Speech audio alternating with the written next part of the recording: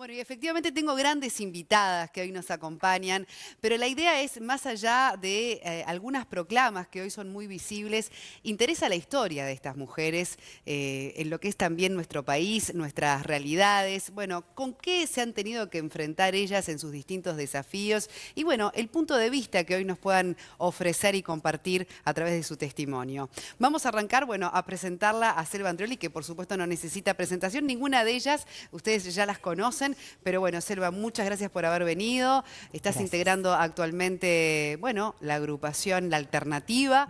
Ya veremos también qué participación concreta dentro de esta alternativa te vas a presentar como bueno, en este juego que ya comienza electoral. Militante de siempre, periodista, mujer de ciencia también. Así que bueno, un gusto recibirte esta mañana. Gracias por invitarme, la verdad para mí es un honor estar acá. Y es un lujo, que este programa se dedique exclusivamente a las mujeres, prácticamente está dedicado a las mujeres. Creo que hace unos años esto hubiera sido imposible, no se hubiera hecho. Bien. Así que felicitaciones al programa. Muchísimas gracias. Bueno, Denise Legrand, también nuevamente un placer recibirte. Bueno, licenciada en Gestión Cultural, comunicadora. Llevas adelante la coordinación de un programa muy interesante que se llama Nada crece a la sombra, que tiene que ver también con bueno, toda la situación de las cárceles. Un tema que a veces asociar a una mujer a la realidad de la cárcel también es algo que llama la atención, ¿verdad? Debería, no debería llamar la atención, ese es otro tema. Pero es interesante ver también, bueno, tu experiencia en ese sentido, que ya la vas a estar compartiendo con nosotros. También artista, compositora, bueno, ya con 2 álbumes editados, participando en distintos festivales internacionales. Alfonsina, también muy bienvenida, esta mañana. Gracias por la invitación. Bueno, y a todos ustedes, bienvenidos a participar a través de sus comentarios, de sus mensajes, que por supuesto los vamos a estar leyendo durante la tertulia. Hay placas, hay datos que también vamos a estar compartiendo, pero me gustaría arrancar en primer lugar por los testimonios de ustedes como mujeres. ¿Qué es para ustedes el 8 de marzo, Día Internacional de la Mujer? ¿Lo viven de qué manera? Porque estamos recibiendo un montón de opiniones y hay mucha diversidad a la hora de entender de qué estamos hablando cuando hablamos del 8 de marzo. Para vos, Selva, ¿qué es? ¿Qué representa? ¿Y si te identifica? ¿Y en qué? Bueno, primero es un día que claro que me identifica.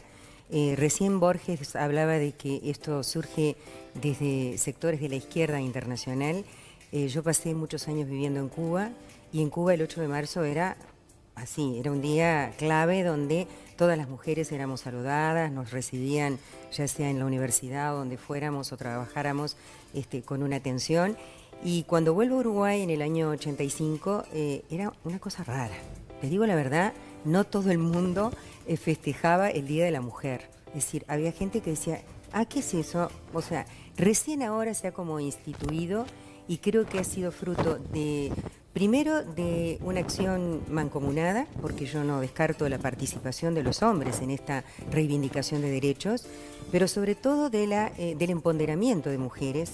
Y me encanta que acá hay jóvenes que ya están en este trillo, diríamos, de reivindicar que las mujeres sean dueñas de su propio destino. Yo creo que efectivamente la mujer ha estado siempre relegada y es que ha ocupado lugares importantes. Nosotros, cuando los 200 años, el festejo del Bicentenario, hicimos una obra, muchas mujeres de distintos partidos, de distintos sectores, artistas, comunicadoras, etcétera, que se llamaba También hicimos patria, y cada una de nosotros representaba un personaje precisamente de esa historia que hablaba Borges recién. Bien. Es decir, las mujeres participaron en la construcción de la sociedad, de la historia y de la humanidad. Te vamos a pasar el micrófono por un problemita de sonido que estamos teniendo hasta ahora.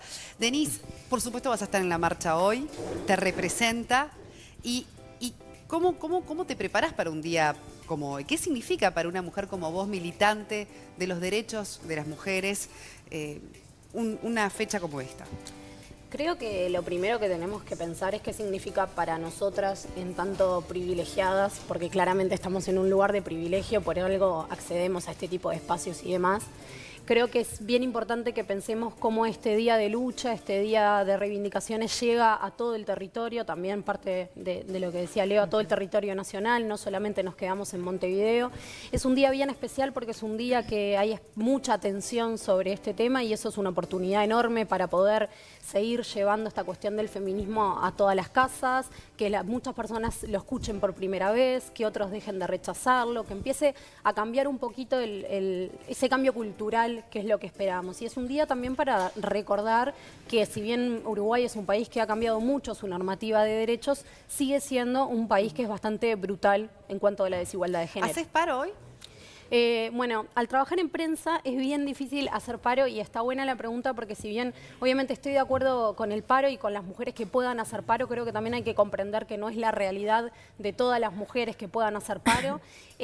Nosotros en La Diaria en particular dimos la discusión de qué es lo mejor que podemos hacer y cómo podemos aportar.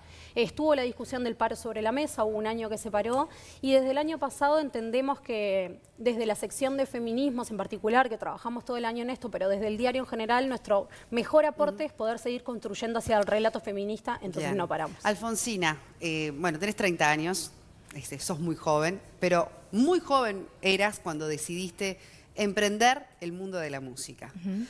¿Cómo fue esa decisión? Contanos tu experiencia, ¿verdad? ¿Cómo fue tomar la decisión de decir, bueno, yo quiero ser artista, quiero estar en la música? Y veías, obviamente, que la cantidad de mujeres en la música era mucho menos que la de hombres.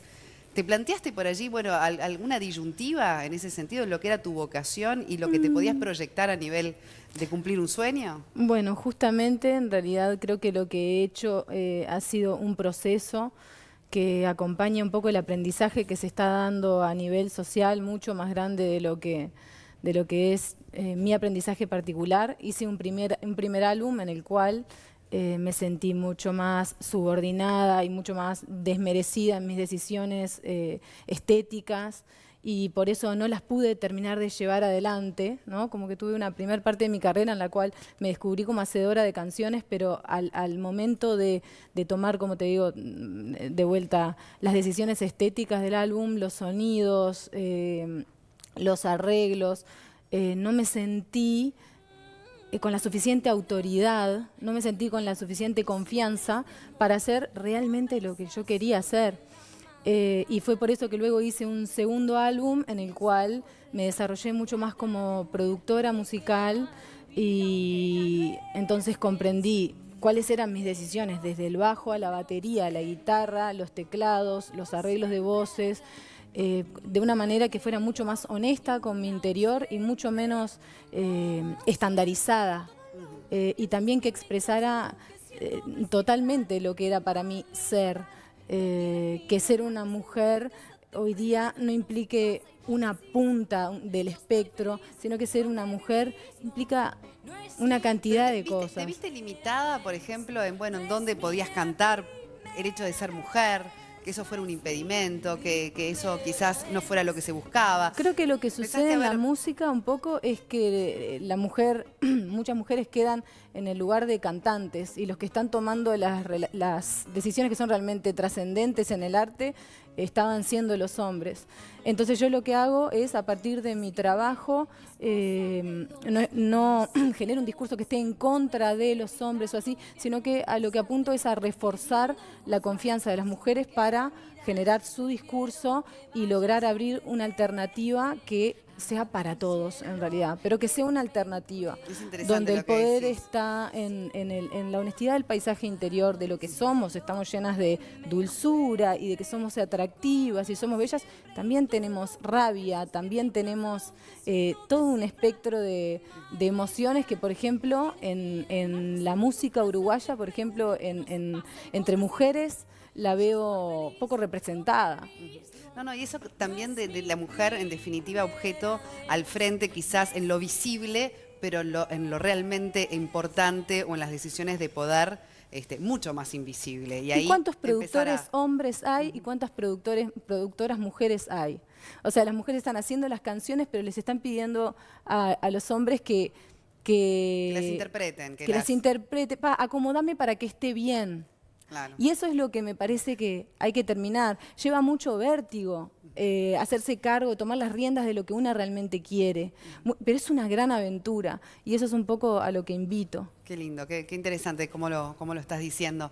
Selva, el mundo de la política, ¿no? También en este momento en la mira, con respecto a la cuota, con respecto a cuántas precandidatas tenemos en relación a los hombres. ¿Por qué es importante visibilizar a la mujer en los ámbitos de la política, en ese ámbito tan trascendente en las decisiones de una sociedad como lo que proviene de la política? Sin duda. Yo le escuchaba con atención a Alfonsín y decía, qué lindo lo que dice, pero además cómo aplica a otros rubros, y en particular también a la política, porque la política también necesita de la sensibilidad de la mujer, del pragmatismo de la mujer. En muchos aspectos, el aporte que se ha negado, o por lo menos se ha despreciado de la mujer en el campo de la política, yo creo que ha disminuido o ha empobrecido el quehacer político. Entonces, a mí me parece que la famosa ley de cuotas, que en algún momento fue muy discutida, mira que cuando yo era más joven pensaba, oh no, las cuotas no, las mujeres se tienen que ganar su espacio y pelear por el lugar, y etcétera. Luego me di cuenta que era imposible. Es imposible, es decir, desde el punto de vista incluso de que la propia ley que tenemos ahora, que es una ley que fue apañada hasta en la propia elección, porque tú recuerdas que la ley era de participación de cada 3 personas, una mujer, y muchas veces esa mujer siempre aparecía en tercer lugar cuando sabías que no iba a salir, o esa mujer si salía tenía de suplente un varón, y hubo casos de una senadora que renunció y le dejó su puesto al varón. Entonces, hasta esas triquiñuelas se hicieron en política, aplicando una ley que supuestamente iba a ayudar a la participación de la mujer. Yo creo que en todos los campos la mujer debe reivindicar su empoderamiento, pero además, en la política en particular, porque como tú dijiste, es una actividad que cruza la vida de toda la sociedad, y donde, sin duda, nuestra mirada es diferente. No es ni mejor ni peor, pero es diferente. Si solamente la miráramos con la visión del hombre, sería una mirada hemipléjica sobre los problemas y sobre las soluciones que hacen falta. Selva, ¿cómo te cae que haya políticos al día de hoy que también, bueno, sostengan, y mujeres también, que es falta de mérito, que si las mujeres hoy no están en determinados lugares es porque no están preparadas para ello, porque no se han interesado en estar en esos lugares, porque no están, en definitiva, bueno, o aptas o preparadas o con ganas de estar en esos lugares? Primero, no es cierto. Es decir, primero, a ver, yo trabajo en política y soy militante desde los 14 años que empecé la militancia sindical estudiantil. Pero he estado en la cocina, como se dice vulgarmente, de las listas políticas, y cuando llega el momento de la cocina son los hombres los que definen y los que deciden. Y no es cierto que la mujer ni dispone de tiempo ni está preparada, porque las que muchas veces están trabajando, como dice ella, en la retaguardia, digamos, pero que hacen y dedican horas y horas y horas a la militancia, son mujeres, mujeres muy valientes, mujeres muy inteligentes, mujeres muy preparadas. Por suerte tenemos en el Uruguay, incluso está a la vista, que no solamente más que los hombres de las más universidades. que los hombres de las universidades. Y te voy a decir algo más, la diferencia entre las mujeres profesionales al mismo nivel, al mismo trabajo y la misma categoría de trabajo es casi de un 26% en salario. Quiere decir salarial, que no es porque la mujer no esté dispuesta a hacerlo. Una profesional mujer gana un 26% menos en general, estoy hablando en términos generales, que un hombre. Denise, vos coordinás un programa socioeducativo en cárceles. ¿Cómo fue la decisión de decir, a mí me interesa, más allá de toda mi militancia y de toda mi acción social, las cárceles? Justo elegir ese lugar donde uno menos asocia a una mujer, digamos, como visitadora frecuente, como para una tarea social. Bueno, creo que lo primero que hay que deconstruir es esta imagen de la mujer en la cárcel. Primero, por ejemplo, las mujeres son la visita en la cárcel. Siempre las únicas personas que visitan, en general, las únicas personas que visitan las cárceles son las mujeres. Porque están las madres, están las parejas y demás. Además también, con la transformación que empezó hace 10 años de las cárceles, la población civil generó la feminización de la fuerza del trabajo femenina. obviamente cuando uno piensa en la cárcel, piensa en la estructura dura, y es verdad que la estructura dura de las direcciones siguen siendo inmensamente masculinas, los lugares de toma de poder siguen siendo inmensamente masculinas, y la violencia es inmensamente masculina. Entonces ahí también hay como un choque entre bueno, esto de el ser mujer, las cuestiones de cuando uno no solo se trata de ser mujer, también ser feminista, porque uno puede ser mujer y seguir replicando muchas cuestiones del machismo. Y en realidad se trata de ir a conocer una realidad, y se trata también de entender que las mujeres podemos hablar de política de seguridad. Y un poco en la línea con lo que decía Selva, en general a las mujeres nos convocan a hablar de temas de mujeres, o en general las mujeres en política trabajamos en temas de mujeres. Bueno, lo que hay que empezar a romper también, así como hay que empezar en el arte a romper que las cantautoras no puedan ser mujeres y demás, empezar a romper que las mujeres también hacemos política en otro tipo de espacios. Hacemos política de seguridad, hacemos política económica, hacemos política de industria.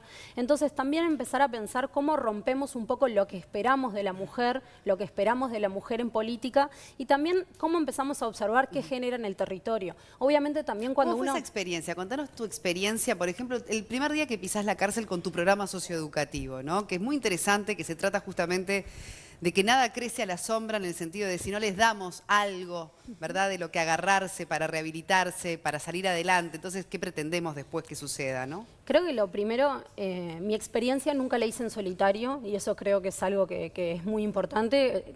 Yo hablo por un colectivo, pero en realidad formo parte de un colectivo de varones y mujeres paritario, que eso ha sido para nosotros bien importante, poder tener la misma cantidad de varones y mujeres. Eso es bien importante, nunca lo hice sola, y sí, obviamente entré con los 1000 prejuicios y la mochila y el miedo que tendría cualquier persona a la cual le decimos, che, mañana anda el Concar. Y obviamente cuando entré me generó como mucha expectativa, y también el empezar a deconstruir, incluso con las personas privadas de libertad, qué hace una mujer dentro de una cárcel, qué hace también las otras compañeras que están trabajando todos los días dentro de la cárcel, cómo rompemos las mujeres con esta idea de que solo estamos asociadas a los roles de cuidados, y cómo pasamos, por ejemplo, a estar en la coordinación de un programa, ese tipo de cosas, empezar a romperlo, y también cómo trabajamos la violencia de los varones. Porque obviamente hay muchas cosas que se repiten. Nosotros también el primer año ingresamos a cárceles de mujeres, este año volvemos a cárceles de mujeres, y el año pasado estuvimos trabajando con mujeres trans. Claramente lo que son las políticas de género, si bien han cambiado un montón y hay un departamento de género que trabaja mucho de políticas carcelarias dentro del INR, las mujeres están invisibilizadas en el sistema desde siempre. De hecho, las cárceles no están hechas para mujeres, y recordemos que en Uruguay hasta el año 89, de hecho, fueron las monjas de la Iglesia del Buen Pastor quienes se ocuparon de las políticas carcelarias de las mujeres. Hasta ese lugar relegamos la cuestión del encierro. Sí, obviamente es verdad que representan el 5% de la población carcelaria, y eso tiene mucho que ver también con qué rol ocupan los varones en la sociedad, y qué rol también viene a tratar el feminismo de deconstruir, porque, por ejemplo, que los varones estén mucho más asociados a la violencia, mucho más asociados al delito, tiene mucho que ver con los estereotipos de género. Es el macho que tiene que proveer, es el macho que tiene que salir a trabajar. Entonces eso es lo que también tenemos que romper, para que en definitiva cambien las cosas. Claro, no dimensiona cómo abordando contra el machismo estamos también desarmando una cantidad de lógicas que después llevan a situaciones que quizás uno no ataba, ¿no?, con otra, pero que están todas enraizadas en ese concepto cultural. Está también todas las investigaciones que, sobre todo las personas más jóvenes, vienen tratando de cambiar, Alfonsina, que es el acoso callejero, el tema, ¿no?, de los espacios públicos, de una mujer que pueda transitar la ciudad de la misma manera que un hombre, de dejar de lado el tema de los miedos. Hay datos, capaz que podemos poner la placa, que realmente da algunos números que llaman la atención. 1 de cada 2 mujeres sufrió alguna vez acoso callejero en su vida. El 35% experimentó ofensas el último año. La mayoría señala que la primera experiencia fue a los 12 años de esta situación de acoso. Las actividades nocturnas presentan el mayor riesgo de acoso. Y uno cuando piensa en la música, Alfonsina, también piensa en lo nocturno, en los boliches, ¿qué pasa con tu condición de mujer y todas esas situaciones? Y también estas reivindicaciones que ahora están muy sobre el tapete, ¿no? Y bueno, esa es una preocupación que lo primero que se me viene a la cabeza es las mujeres de mi familia preocupadísimas porque esté en la calle de alguna manera, y es algo que sí, definitivamente me ha pasado desde que soy muy chica, y hace poco incluso me defendí físicamente. Contá O sea, situaciones sí, de la vida real, porque es lo que a la gente también le que identifica. te pasa todo el tiempo, siempre tenés que estar pensando en que vas a cruzar la calle o por dónde, o te late el corazón más rápido, o vas a recibir... Hoy día te digo, si me chiflan o si me dicen algo, la verdad que yo me doy vuelta y me acerco y pregunto si yo parezco un perro como para que me chiflen. ¿Te animás a esa reacción? Eso es lo que hago, lo cual entiendo que a veces puede ser... entiendo que todavía siento que puede ser peligroso, lo cual me parece que ya está un poco obsoleto. O sea, tener respeto por una persona que está caminando por la calle es básico. Yo no abordo a nadie de esa manera, imponiéndome sobre alguien de esa manera. Y hace poco sí... terminé empujando a alguien que se me acercó y me encerró dentro de mi auto y me dijo algo que no, realmente muy fuerte, y lo llevé hasta la esquina, los empujones. Sí, pero Sí. fue como, ¿sentiste que fue una decisión valiente? ¿La volverías a hacer o preferirías? Creo que estuvo bien porque en el momento lo que sentí que se reforzó fue que yo voy a defenderme. Y eso es lo que quiero que entre las mujeres también sea una posibilidad clara. Si a mí me sucede algo, yo voy a defenderme. Ya no me interesa tanto lo que hacen ellos, sí me interesa mucho la fuerza que se empieza a construir, los discursos que se empiezan a abrir. Yo, como vengo del arte, empiezo a investigar y a hacer disponibles discursos que habiliten ese poder dentro de una, Claro, y no, quitar esa impunidad del la hombre, ¿no? atención, claro, quitar la atención un poco de lo que hagan ellos, o sea, una se va a defender. Para los pocos minutos que quedan, son tantos los temas para hablar cuando se trata del tema de la mujer, que bueno, sos madre, Selva, una pregunta que te voy a hacer a ti, ellas todavía no lo son, o quizás no quieran serlo, eso después lo Alfonsina, podemos perdóname, no parece que tuviera 30 años. Parece Le iba a más preguntar joven. si no era menor de edad.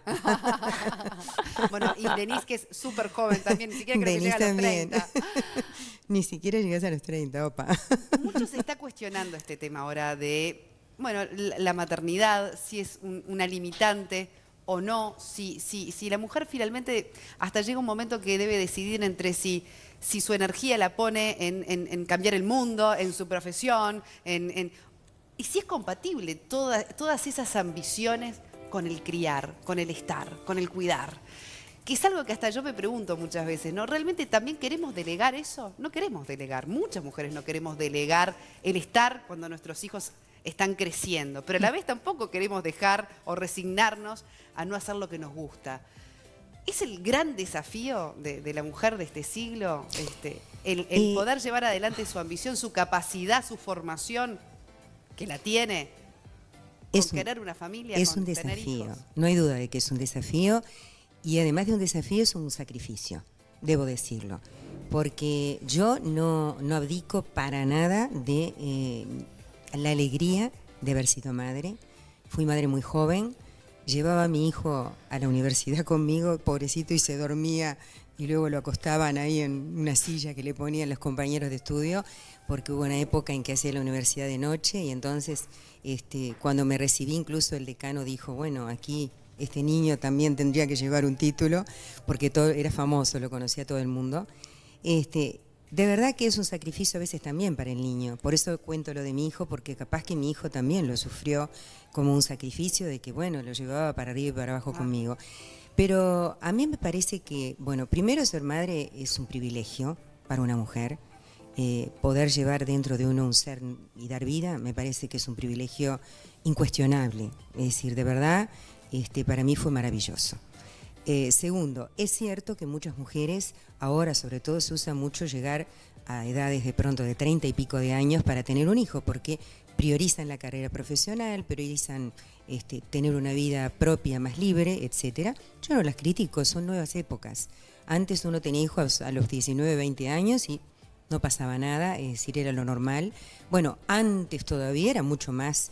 La mujer era madre casi adolescente. Ustedes acuérdense en la historia de los casamientos. Sí, claro, a los 15 años. Sí, 17, a los 15 años, bueno, que es una barbaridad. O sea, yo creo que la madre adolescente es adolescente. Quiere decir que no debería ser madre a esa edad, ni siquiera tiene el físico desarrollado suficientemente como para ser madre. Para ser más breve y ya poder también redondear con Denise y con Alfonsina, desde la política, ¿no hay privilegios que hay que darle a las mujeres? Bueno, por ser madres, y es una discriminación lo que estoy pidiendo, o sea, pero cuando digo garantías como por ejemplo, bueno, cuanto más licencia maternal mejor, porque es una inversión también en la sociedad. Bueno, se ha dado, ¿eh? O sea, si vamos a la época en que yo fui madre, en esas posibilidades, seguramente, ¿no?, de compatibilizar. Sí. Incluso en algunos casos, y se ha avanzado en esto, y hay hasta sindicatos que se han preocupado de tener jardines de infantes para sus trabajadoras. Yo creo que eso es una gran ayuda, porque la madre va a trabajar, deja al niño y luego lo recoge en su mismo ámbito de trabajo. ¿Se ha avanzado en leyes? Yo creo que sí. Se ha avanzado en lo que es el periodo de lactancia, el periodo de las 4 horas durante 6 meses, luego el periodo de que sigue con 1 hora menos durante 1 año, y a veces se llega a 2 años, precisamente porque se le da mucha importancia a la lactancia. Seguramente haya mucho más para hacer. Ahora, cuidado, lo digo como empresaria, pequeñísima empresaria que soy, pero empresaria al fin. Cuidado que todas esas ventajas no se transformen después en discriminación a la hora de elegir una mujer. Porque he escuchado empresarios, hombres, que dicen, no, mañana se embaraza, tengo que darle, ya la tengo 3 meses fuera, después viene otros 6 meses medio horario, entonces cuando quiero correr en el año, casi no vino a trabajar. Entonces, cuidado con que las leyes luego vayan en detrimento de la mujer. Sí creo que hay que avanzar en dar posibilidades y prestaciones a la mujer para que, por ejemplo, ahora, a los 3 años los niños pueden ir a los... eso es un gran avance en el Uruguay. A los centros CAIF. A los 3 años ya pueden ingresar. Quiero decir algo antes de terminar. Me encanta el nombre de tu programa. Bajo nada crece a la sombra. Y es tanta, la verdad. Denise, muy bueno. Ya para ir redondeando, bueno, se viene la marcha. Hoy escuché un nombre en un programa de radio que me llamó la atención lo que dijo, porque también creo que hay algunos que así lo sienten, mujeres que así lo sienten, que decía, yo amo a la mujer, admiro a la mujer, odio el 8 de marzo. No me representa, no me gusta el lugar en el que colocan al hombre, como que todos los hombres son violentos, como que todos los hombres discriminan, como que ninguno está ahí para colaborar, para hacer, ¿no?, el 50%, como que no se sentían representados en ese discurso. Hay mujeres que también se lo sienten así, de hecho también opinan en nuestros mensajes. ¿Qué pasa con eso también, ¿no? En conciliar realmente a la sociedad y no dividirla en temas tan sensibles? Creo que hay un odio que está muy presente. Yo solo eso lo puedo traducir en odio. Odiar un día de reivindicación contra la desigualdad de género y un día de lucha, a mí me parece una actitud un poco jodida. Me parece que en esto que planteaba Selva y en esta pregunta de las maternidades, ¿por qué no hablamos de paternidades, por ejemplo? Porque siempre que hablamos de las maternidades o que pensamos en esto de qué tiene que relegar la mujer a la hora de ser madre, y muchas damos esta discusión en nuestros entornos. Bueno, ¿por qué no hablamos de qué tendría que, cómo el hombre también tiene que hacerse cargo de esa hija o hijo que también es responsabilidad de esa persona? O esto, cómo las leyes que se generaron para que el hombre o la mujer elija tener la licencia y son las mujeres las que masivamente y marginalmente algunos varones asumen los cuidados. O cómo estas políticas se acompasan, por ejemplo, a la cantidad de mujeres en la informalidad y jornaleras y unipersonales que hay que no pueden hacer uso de estos beneficios. Entonces también me parece que hay una responsabilidad en migrar la discusión. Algunas discusiones muy esenciales como es, por ejemplo, cómo traemos hijas o hijos al mundo, es una discusión que la tenemos que pasar automáticamente a pensar también en los varones. Y en esto me parece que no hay una falsa idea de que es la guerra de los sexos, hay una falsa idea de que las mujeres ahora quieren venir a tomar el poder, y es tan lejano a la realidad y es tan lejano a la reivindicación en sí misma y tan lejano a la realidad de desigualdad que vivimos día a día, que muchas veces cuando comunicadores llevan ese tipo de mensajes, a mí me da mucho miedo, porque me parece que los que tenemos el privilegio y la oportunidad de comunicar, tenemos que ser muy responsables con lo que comunicamos, porque lo que estamos haciendo es formar opinión, y a la hora de formar opinión estamos o generando violencia o generando convivencia. Entonces, la sociedad que queremos, o por lo menos la sociedad que queremos muchas de las feministas, es una sociedad en que los varones y las mujeres puedan avanzar en conjunto, en que el varón pueda llorar sin que le digan que es maricón, en que la mujer pueda jugar al fútbol, en que el varón pueda bailar, en que el varón pueda ejercer una paternidad responsable, en el que el varón cometa mucho menos delitos y en el que la mujer deje de ser violentada permanentemente. Ahí está la plataforma. Todo el resto es virubiru, y el virubiru que también vale la pena en este momento, porque en este momento de tanto odio y que tenemos que buscar a quién odiar, me parece que las mujeres una vez más volvemos a ser víctimas de eso. Excelente. Contundente, contundente. Alfonsina, por último, ¿vas a ir a la marcha hoy? Sí, voy a ir a la marcha. Bien. ¿Vas con quién? ¿Con quién te acompaña? ¿Vas sola? ¿Vas con tu familia? Un buen grupo de amigas que cada día me enseña más acerca de la sororidad, de la colaboración y de que hay que odiar el odio y no odiarnos entre nosotros, agrego. Odiar al odio y no entre nosotros. Muy bien. Un placer realmente haberlas recibido en esta mañana tan especial del 8 de mayo.